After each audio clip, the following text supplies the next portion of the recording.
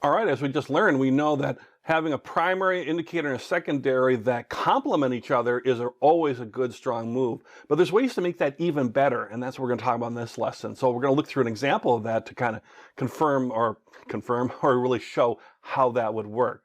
So let's say you're choosing the moving average crossover as your primary, right?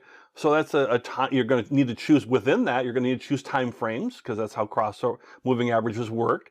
And you're going to need to choose the type of crossover or the type of moving average line you want to use, whether it's a simple moving average, an exponential moving average, or something like a Kaufman moving average, those things that we learned about, right? So we have some decisions around that moving average crossover.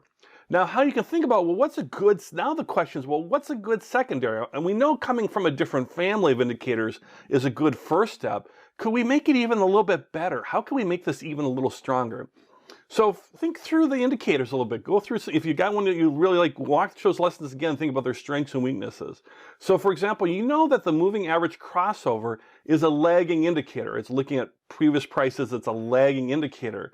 And we know from lagging indicators that might mean you come in later into, let's say, a buy situation because it's a little bit lagging behind. You're waiting for that to develop. And then so, you're waiting for that situation, that indicator to happen. So it might result in a later entry, which could mean lower profits, right? We like the idea of like, I love the moving average crossover, let's say, but I'd like to get in a little sooner so I can capture a little bit more profits than, let's say, kind of lagging in there a little bit. And that's how you can kind of start building these things and think about that, right? So let's say if you're looking in this example as a secondary confirmation or secondaries confirmation, let's say you want to enter earlier, so then you'd look at, let's say, indicators where they're more about things that might be a little bit more about entering earlier, such as the momentum indicators or an RSI stochastic oscillator, as part of that, indicators. So that's going to help you enter earlier, choosing one of those as a secondary. But let's say you also want to add a third indicator, and not only do you want to enter early, but you'd like to exit out a little bit closer to the high too, just squeeze a little bit more out of that. So maybe you want to add a third one that you're using to observe and watch through this whole process where you want to squeeze out a little bit more profit. So that's where you might be looking at some type of indicator that's showing an overbought situation, right? We bought in hopefully low, we bought in low, we bought in maybe a little bit sooner because we used that earlier entry thing. So we're using our primary, an early entry with, let's say, an RSI or a stochastic oscillator. But now we want to exit a little bit closer to the high. And so we might want to use another indicator for that portion of it, looking at something that might be approaching being overbought. And so that's where we might want to look at a volatility or a sentiment type indicator.